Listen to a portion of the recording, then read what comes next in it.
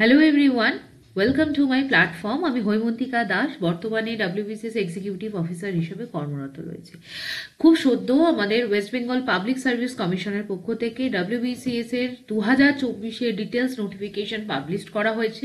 তোমরা অনেকেই এবার এই পরীক্ষাটার জন্য অ্যাপিয়ার করবে, অনেকে দীর্ঘদিন ধরে প্রস্তুতি নিয়েছো। বাট আজকের ভিডিওটা করার উদ্দেশ্য যে আমাদের যে নেক্সট 4 মান্থস, অর্থাৎ আমরা আজকে নভেম্বর মাসে দাঁড়িয়ে আছি, নভেম্বর, ডিসেম্বর, জানুয়ারি এবং ফেব্রুয়ারি, এই 4টে মাস আমাদের জন্য খুবই ক্রুশিয়াল, যারা আমরা দীর্ঘদিন ডাব্লিউবিসিএস এর জন্য প্রিপারেশন নিয়েছি। Then how to start and how to manage this 4 months. এই 4 মান্থসের টার্গেট আমাদের কিন্তু প্রচন্ড ক্রুশিয়াল হবে to crack the preliminary examination, the initial step of the WBCS examination. এই সময় আমাদের কোন কোন জিনিসের উপর ফোকাস করতে হবে, আমাদের বিভিন্ন কোয়ারিজ আমি তোমাদের স্টুডেন্টের মারফত পাই বা আমি নিজে উপলব্ধি করেছি, সেই সমস্ত নিয়ে আজকের ভিডিও থাকবে। আশা করি তোমাদেরকে এনলাইটমেন্ট করতে পারবো regarding the next 4-month journey with respect to the West Bengal Civil Service Examination 2024. তাহলে দেরি না করে শুরু করা যাক আজকের ক্লাস।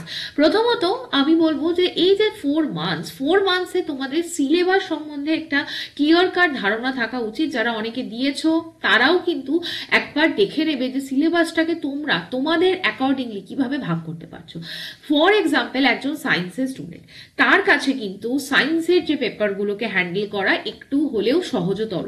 ফর এক্সাম্পল, যারা ধরো ইংলিশ, যাদের কাছে খুব দুর্বলতার জায়গা না, তারা কিন্তু মোরালেস 25টা কোয়েশ্চেন্স এর মধ্যে পরীক্ষায় খুব বেশি প্রিপারেশন না নিলেও 10টা কোয়েশ্চেন সলভ করতে পারছো। আবার এরকম অনেক স্টুডেন্ট আছে যাদের ইংলিশে দুর্বলতা আছে, যাদের কিন্তু 10টা কোয়েশ্চেন সলভ করতে গেলেও কিন্তু একটা মিনিমাম লেভেল অফ প্রিপারেশন লাগে। আবার যারা আর্টস ব্যাকগ্রাউন্ডের আছো, তাদের ইন জেনারেল সায়েন্সের জায়গাটা একটু হলেও টাফার লাগে, তাদের ক্ষেত্রে জেনারেল সায়েন্স জায়গাটায় ফোকাস বেশি করতে হয় এবং জেনারেল স্টাডিজ যেগুলো হিস্ট্রি, জিওগ্রাফি, পলিটি, ইকোনমিক্স, এগুলো অনেক সহজে হয়। তাই আবার ইন জেনারেল আমি এই যে এন্টায়ার ডাব্লিউবিসিএস এর সিলেবাসটাকে আছে 3টে ক্যাটাগরিতে ভাগ করতে পারি। One is the general studies, যার মধ্যে আমরা হিস্ট্রিকে পাবো, যার মধ্যে আমরা জিওগ্রাফিকে পাবো, যার মধ্যে আমরা পলিটিকে পাবো এবং যার মধ্যে আমরা আবার ইকোনমিক্সকে পাবো। নাও এই বারফার্কেশনগুলোকে আমরা আবার যদি ফার্দার ক্লারিফাই করি, হিস্ট্রির মধ্যে আমরা কি পাবো? প্রাচীন ভারতের ইতিহাস পাবো, মধ্য ভারতের ইতিহাস পাবো এবং ভারতবর্ষের স্বাধীনতা সংগ্রাম, যেটাকে আমাদের মডার্ন ইন্ডিয়া বলা হয়, সেই মডার্ন ইন্ডিয়ারও হিস্ট্রির পোর্শন পাবো। নাও এর পরের যে জায়গাটা আছে সেটা হচ্ছে জিওগ্রাফি, এর মধ্যে ইন্ডিয়ান জিওগ্রাফি পাবো, এর মধ্যে আমরা ওয়েস্ট বেঙ্গল জিওগ্রাফি পাবো। নাও পলিটির রেসপেক্টেও আমাদের একটা হিউজ চ্যাপ্টার কভার করতে হয় এবং আমরা পাবো ইকোনমিক্স। ঠিক, এরপর চলে এসো সায়েন্সের জায়গাটায়, এখানে আমরা ফিজিক্স পাবো, এখানে আমরা বায়োলজি পাবো, এখানে আমরা কেমিস্ট্রি পাবো। ইংলিশের রেসপেক্টেও এটাকে আমরা দুটো ভাগে ভাগ করতে পারি। One section is the grammar, another section কি, আমরা এখানে কিন্তু আমাদের ভোকাবস পড়তে হবে, আমাদের সিনোনিম পড়তে হয়, অ্যান্টোনিম পড়তে হয়, আমাদের ফ্রেজাল ভার্বস পড়তে হয়, আমাদের ইডিয়াম অ্যান্ড ফ্রেজেস পড়তে হয়। এরপর আমরা চলে আসবো রিজনিং বা জেনারেল অ্যাপটিটিউড, এর মধ্যেও আমাদের কিছু অ্যারিথমেটিকের প্রশ্নস থাকে। এছাড়া আমাদের কি থাকে? এছাড়া আমাদের কখনো ক্লকের কোনো কোয়েশ্চেন্স করা হয়, কখনো আমাদের টাইম অ্যান্ড ক্যালেন্ডার থেকে কোয়েশ্চেন হয়, কখনো আমাদের ব্লাড রিলেশন থেকে কোয়েশ্চেন হয়। তো রিজনিং এর আন্ডারে আমাদের অনেকগুলো বাইফার্কেশন আছে। Next, current affairs. এই কারেন্ট অ্যাফেয়ার্সটা নিয়েও আমাদের অনেক দুশ্চিন্তা থাকে। তাই ওভারঅল আমি যদি ভাগ করি, তাহলে আমরা এই ব্রডার 3টে ডোমেনকে পেলাম। এরপর আমাদের নেক্সট 4 মান্থসের স্ট্র্যাটেজি কি হবে? 4 মান্থ স্ট্র্যাটেজি কিন্তু প্রত্যেকটা স্টুডেন্টের ডিফারেন্ট হবে জোন ওয়াইজ। 3টে জোন থাকছে, একটা জেনারেল স্টাডিজ, একটা কি থাকছে, একটা হচ্ছে জেনারেল সায়েন্স, এবং আরেকটি কি জায়গা থাকছে ম্যাথামেটিক্স বা রিজনিং, এবং তার সাথে আমরা যদি বলতে চাই আরো ছোট ছোট দুটো পার্ট আসছে, ইংলিশ, এবং আরেকটি হচ্ছে কারেন্ট অ্যাফেয়ার্স। এই সবগুলোকে আমরা স্ট্র্যাটেজাইজ করব। আমরা যদি আমাদের এবার আমরা ডে 16 আমরা যদি দেখি, আজকে নভেম্বর মাস। প্রথমত নভেম্বর মাসে ফর্ম ফিল আপের ডেট পাবলিশ হবে, অনেক কিছু হবে, বাট আমাদের ফোকাস থাকতে হবে আমাদের what to do in the month of the November. First of all আমি বলবো অ্যাটলিস্ট দুটো জোনকে পিক আপ করো। কি বললাম? দুটো জোনকে পিক আপ করো। ফর এক্সাম্পল, তুমি জেনারেল স্টাডিজকে একবার টার্গেট করো এবং জেনারেল স্টাডিজ এর মধ্যে পিক আপ করো একটা বড় চ্যাপ্টার বা বড় সাবজেক্ট, সেটা হচ্ছে হিস্ট্রি। আর একটা জোন ধরো একটা লাইটার টপিক থেকে, যে আমি রিজনিংটাকে কমপ্লিট করব।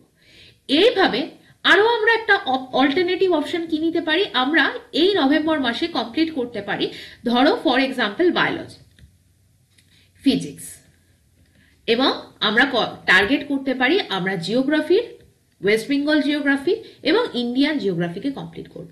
দেখো আমাদের হাতে কিন্তু বেশি সময় নেই, so that we have to pick up more and more subjects এবং সেটাকে আমরা নভেম্বর মাসে গ্রোথ করব। আমরা প্রথম ইনিশিয়াল ডেজ অফ আওয়ার প্রিপারেশনে কিন্তু খুব মানে অনেক সাবজেক্টকে একসাথে পড়া শুরু করবো না, র্যাদার আমার মনে হয়েছে যে এটা খুব ডিফিকাল্ট হয়ে যায়। সকালবেলা হিস্ট্রি, বিকালবেলা জিওগ্রাফি, রাত্রিবেলা আমরা আধ ঘন্টার জন্য অঙ্ক পড়ে নিলাম, এগুলো করা ঠিক না। র্যাদার আমি আজকে টার্গেট করব সকাল থেকে আমি বিকাল পর্যন্ত অ্যাটলিস্ট 5 আওয়ার্সের মধ্যে হিস্ট্রির এতগুলো চ্যাপ্টারকে কমপ্লিট করব। নেক্সট ফেজে আমরা এর পাস্ট ইয়ার কোয়েশ্চেন্সকে করব। এইভাবে আমরা নভেম্বর মাসের মধ্যে অ্যাটলিস্ট দুটো জোন, বড় জোন বা বড় সাবজেক্টকে শেষ করব যেখান থেকে আমাদের ম্যাক্সিমাম নাম্বারকে কভার করা হয়। কিরকম? আমি তার জন্য মেজরিটি আমার মনে হয় হিস্ট্রি সাবজেক্টটা অনেক বেশি তথ্যভিত্তিক, এখানে পড়াশোনা করতে হয়, অনেক ফ্যাক্টস অ্যান্ড ফিগার্স মনে রাখতে হয় হিস্ট্রি, অথবা আমি বলবো জিওগ্রাফির মধ্যে একটা বড় টপিককে শেষ করা। এবং হিস্ট্রি শেষ করা মানে কিন্তু এনশিয়েন্ট ইন্ডিয়াকে কভার করা, মিডিয়াভাল ইন্ডিয়াকে কভার করা এবং মডার্ন ইন্ডিয়াকে কভার করা, এবং তার মাধ্যমে কিন্তু আমরা প্রায় 50 মার্কস যে ডব্লিউবিসিএস সিলেবাস সেটাকে কভার করতে পারছি। নভেম্বর মাসে আমরা আর কি কি করব? নভেম্বর মাসে আমরা অক্টোবর মাসে যে কারেন্ট অ্যাফেয়ার্স সেটাকে রিভাইজ করব এবং বেশ কিছু রিজনিংস, ইংলিশের কিছু পাস্ট ইয়ার কোয়েশ্চেন্সকে সলভ করব। নেক্সট এইটুকখানি করতে কিন্তু আমাদের নভেম্বর মাসকে আমাদের শেষ হয়ে যাচ্ছে। নেক্সট আমরা চলে আসবো ডিসেম্বর মাসে। ডিসেম্বর মাস কিন্তু আমরা পুরো সময়টা পাবো, কিন্তু প্রোভাইডেড ডিসেম্বর মাসে অনেকটা হলিডে থাকে, অনেক সময় আমরা বড়দিনের ছুটি থাকে, 25শে ডিসেম্বর থাকে, এই সময়গুলোকে আমরা কিন্তু অন্তত 2024 পরীক্ষার আগে মিসইউজ করবো না, র্যাদার আমরা এটার একটা ফ্রুটফুল আউটকাম বার করার চেষ্টা করব। ডিসেম্বর মাসে আমরা কি করতে পারি? ডিসেম্বর মাসে আমরা কিন্তু রেস্ট অফ দ্য জেনারেল স্টাডিজের যে পোর্শনটা, আমরা সাপোজ নভেম্বর মাসে যদি হিস্ট্রি শেষ করি, আমরা কিন্তু ডিসেম্বর মাসের মধ্যে জিওগ্রাফি, পলিটি এবং ইকোনমিক্সকে শেষ করব। ঠিক ডিসেম্বর মাস পর্যন্ত কিন্তু আমাদের কমপ্লিট সিলেবাসকে কভার আপ করতে হবে। আমাদের অ্যাটলিস্ট প্রিলিমসের সমস্ত পাস্ট ইয়ার কোয়েশ্চেন্সকে শেষ করতে হবে। অ্যাটলিস্ট প্রিলিমসের লাস্ট 15 ইয়ার্সের all past year questions to be solved and revised আমরা কতদিনের জন্য করব? অ্যাটলিস্ট আমরা 3 টাইম টার্গেট নিয়ে চলবো, এটার আমরা রিভিশন করব। তার মানে আমরা টিল দ্য ডিসেম্বর, আমরা যখন এই বছর অর্থাৎ আমাদের 2025 সালকে শেষ করব, তখন আমাদের যেন whole syllabus, general studies, general science, current অ্যাফেয়ার্সের জায়গাটা আমরা, এটা একটা অনগোয়িং প্রসেস, এটাকে বাদ দিয়ে স্ট্যাটিক পোর্শন ইংলিশ এবং ম্যাথ, রিজনিং, এই জায়গাটা কিন্তু আমরা শেষ করব। অনেক স্টুডেন্ট অনেক দিন ধরে প্রিপারেশন নিয়েছো, স্টিল তাদের দেখা যায় এখানে রিভিশনের একটা জায়গা বাকি থাকে। আমি বলবো যে ডিসেম্বর মাস পর্যন্ত আমরা মক টেস্টের দিকে যাব না, ফুল লেন্থ মক আমরা ডিসেম্বর মাসে দেব না। কারণ এই সময় আমরা যদি মক দিই, আমরা কি হবে, আমরা হয়তো দেখা যাবে 200 মক্সের মধ্যে আমরা 90 পেলাম। It is very very discouraging. তার থেকে আমরা আমাদের দিক থেকে চেষ্টা করব সমস্ত কনসেপচুয়াল জায়গাকে ক্লিয়ার করা, পাস্ট ইয়ার কোয়েশ্চেন্সকে 3 টাইমস অ্যাটলিস্ট রিভাইজ করা এবং সমস্ত যে টপিকস, প্রত্যেকটা সাবজেক্টের টপিককে কমপ্লিট করা। এরকম যেন না হয় আমরা জিওগ্রাফি পড়েছি, আমার এগ্রিকালচার চ্যাপ্টারটাই কভার করা হয়নি। এরকম যেন না হয় আমরা পলিটি পড়েছি কিন্তু পলিটির যে আমাদের কনস্টিটিউশনাল বডি চ্যাপ্টারটা আমার মিস আউট হয়ে আছে। ডিসেম্বর এন্ড হতে হতে আমাদের সমস্ত সাবজেক্টকে কভার করতে হবে। ফর এক্সাম্পল রিজনিং আমরা সমস্ত পড়েছি কিন্তু মিরর ইমেজ এই চ্যাপ্টারটা আমরা করিনি। এরকম যেন না হয়। ডিসেম্বর পর্যন্ত আমরা শুধুমাত্র পাস্ট ইয়ার কোয়েশ্চেন্স, স্ক্যানার বইটা, ডব্লিউবিসিএস স্ক্যানারের যে প্রত্যেকটা টপিক আছে সেই টপিকের প্রত্যেকটা সেগমেন্ট যেন আমাদের কভার হয়। Now this is the next month. আমরা যখন জানুয়ারি মান্থে এন্টার করবো and we are entering into the 2026 1st January থেকে আমাদের টার্গেট হবে উইকলি একটা করে ফুল লেন্থ মক দেওয়ার। তাহলে ফুল লেন্থ মক টেস্ট আমরা কটা দেবো? আমরা জানুয়ারি মাসে 4টে ফুল লেন্থ মক দেবো এবং আমরা ফেব্রুয়ারি মাসেও কিন্তু পরের সাবসিকুয়েন্ট ইয়ারেও মান্থেও আমরা কিন্তু মক টেস্ট কন্টিনিউ রাখবো। Now what I will do বা I will suggest you to do, সেটার ক্ষেত্রে কিন্তু জানুয়ারি মাসে আমরা ধরো ফার্স্ট ডিসেম্বর পর্যন্ত পড়াশোনা করার পর ফার্স্ট যখন মক দেব সেখানে সেটাকে অ্যানালাইজ করব in the rest of the days for example আমরা সানডেতে একটা মক দিলাম, তাহলে মানডে টু স্যাটারডে আমরা ওটাকে রিভাইজ করব এবং রিভিশনের মাধ্যমে আমরা অ্যানালাইজ করব what are the weaker zones, আমাদের কোন কোন উইকার জোনস আছে, কোন কোন টপিক স্টিল আমাদের প্রিপারেশনের দরকার আছে, এবং আমাদের তাও যদি কিছু নতুন টপিক মনে পড়ে, ধরো আমরা জিওগ্রাফি 8-10টা টপিক কমপ্লিট করেছি, আমার মনে হয়েছিল যে ডিসেম্বর পর্যন্ত এইটুখানি আমার জন্য এনাফ, কিন্তু জানুয়ারি মাসে আমি মক টেস্ট দিতে গিয়ে দেখলাম ট্রাইবস এই চ্যাপ্টারটা আমাদের পড়া হয়নি, ইরিগেশন এই চ্যাপ্টারটা আমাদের পড়া হয়নি। Next make a plan, 1 day করে আমরা এই টপিকগুলোকে রিভাইজ করব। তো এই কাজটা আমাদের এন্টায়ার জানুয়ারি মাসে কিন্তু হবে রিভিশন থ্রু মক। বুঝাতে পারলাম? নেক্সট চলে এসো পরের জায়গাটা, সেটা হচ্ছে ফেব্রুয়ারি মাস। ফেব্রুয়ারি মাসে আমরা কি করব? ফেব্রুয়ারি মাসেও কিন্তু আমাদের মক টেস্টকে আমরা কন্টিনিউ করব। পারলে আমরা 2টো করে প্রত্যেকটা সপ্তাহে মক দেব, অর্থাৎ আমরা মকের নাম্বার অফ মকসটাকে বাড়ালাম। তার মানে জানুয়ারি মাসে আমরা যদি 4টে উইক পাই, আমরা 4টে মক দেব, আর ফেব্রুয়ারি মাসে যদি আমরা 4টে মক উইক পাই, তাহলে আমরা কিন্তু 4x2 অর্থাৎ 8টা মক দেব। তাহলে আমরা পরীক্ষায় মার্চে যাওয়ার আগে 12খানা full length mock test complete করতে পারছি, এবং মককে অ্যানালাইজ করা ইজ ভেরি ইম্পর্টেন্ট। ফেব্রুয়ারি মাসে যখন আমরা মক দেব, সেই সময় আমরা দেখব যে ফুল লেন্থ মকে আমাদের কতগুলো এরর আসছে, আমাদের কতগুলো নেগেটিভ মার্কিংস আসছে, সেগুলোকে আমরা কিভাবে মিনিমাইজ করতে পারি, আমাদের কোন কোন জায়গাগুলো স্টিল রিভাইজ দেওয়ার পরও আমরা ভুলে যাচ্ছি, এই জায়গাটা, এই সেলফ ইন্ট্রোস্পেকশনটা কিন্তু আমাদের খুব দরকার। আদারওয়াইজ আমরা কিন্তু এখানে কিন্তু এলিমিনেট করতে গিয়ে মানে পরীক্ষার সময় কিন্তু আমরা প্রচুর ভুল করে আসবো। তো এরপর জাস্ট আর একটা জায়গা, আমরা মার্চ মাস যখন চলে আসবে, হয়তো আর 10-15 দিন বাকি থাকবে, মিড অফ দ্য মার্চ পরীক্ষা হবে, তখন আমরা কিন্তু আর কোনো মক দেব না। আমরা যে 12টা মক দিয়েছি সেগুলোকে আর একবার রিভাইজ করব।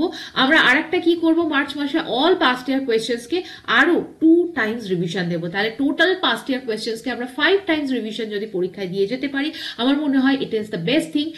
পাস্ট ইয়ার কোয়েশ্চেন্স এর কোনো অল্টারনেটিভ হয় না। আজকের ভিডিওতে আর লাস্ট একটা জিনিস নিয়ে আমি কথা বলবো, সেটি হচ্ছে don't follow the random sources. আমরা এখানে যে বইটা পড়ছি সেটাকে স্টিক রাখবো, পাস্ট ইয়ার কোয়েশ্চেন্সকে আমাদের গাইডেন্স হিসেবে ইউজ করবো। প্রচুর র্যান্ডাম সোর্স ফলো করলে কি হয়, আমরা পাজলড হয়ে যাই। সাপোজ একটা কোয়েশ্চেন, সেটার সাথে WBCS এর কোনো রেলিভেন্সি নেই, maybe it is related to the SSC, maybe it is related to the railway questions, but not at all directly linked with the WBCS। তো সেই ক্ষেত্রে আমাদের র্যান্ডাম সোর্স না ফলো করাই ভালো। পাস্ট ইয়ার কোয়েশ্চেন্স আমরা select করব। যারা ইউপিএসসি দিচ্ছ তাদেরকেও আমি বলবো, ইউপিএসসি এবং WBCS এর প্যাটার্ন কিন্তু ডিফারেন্ট হয়, সেই জায়গাটায় আমরা কিন্তু মাথায় রাখবো।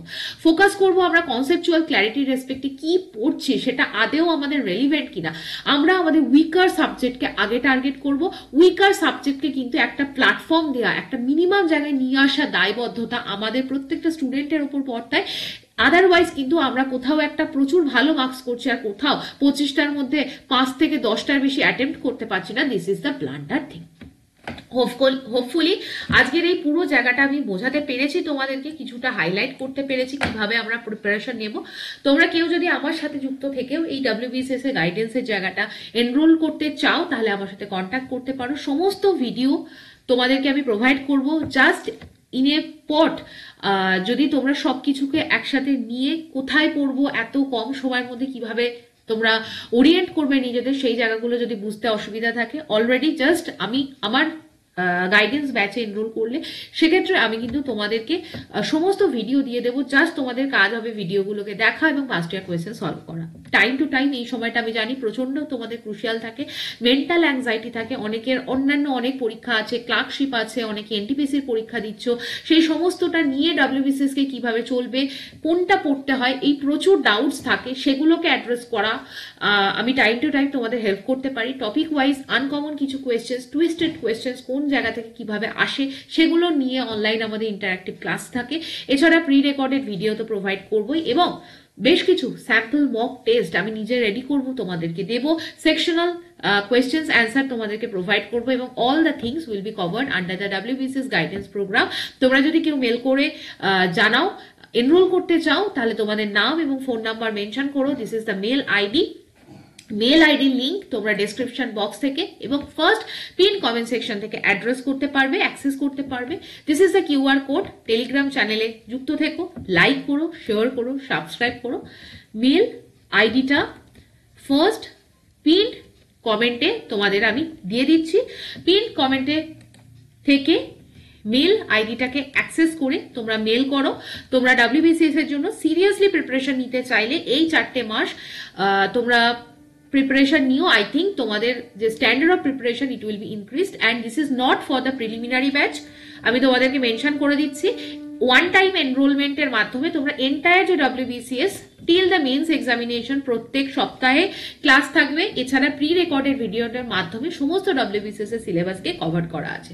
সো আজকের মতো এইটুকখানি। তোমরা যদি যুক্ত হতে চাও আমাকে মেল করো, লাইক করো, শেয়ার করো। পরে নেক্সট ডে আমি সাবজেক্ট ওয়াইজ তোমাদেরকে গাইড করে দেবো what are the main important topics and how will approach the subject.